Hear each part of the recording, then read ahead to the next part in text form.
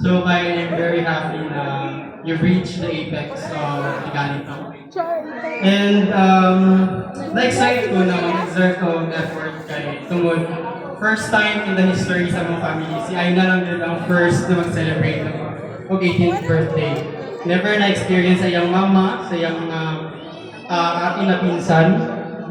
That's why nag-effort din ko para ma-experience niya kay ang 18 once in a lifetime moment lang din na siya ma-experience. And sa life, wala din yung why. Diba? So may wish sa inyo kay unta, dili ka magbago, sama sa uban nato nga kabalot ka, nga after they get what they want, ginakalimtan na nila.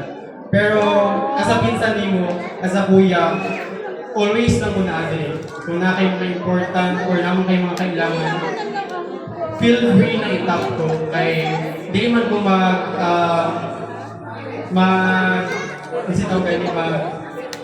mag-decline na ako always as long as hindi ko busy.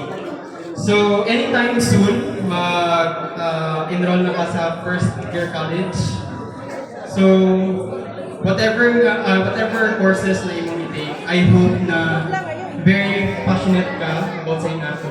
Kaya sa early years sa college life, very basic na kayo, very dali lang, relax.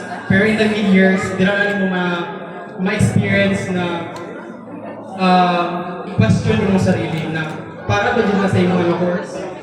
Or kaya pa ba niyo? So, wala pa kami na-discourage, pero I hope na i-take mo ni as a positive reminder na dili ka ma-overwhelm ba kung isang life ang nanaa sa college.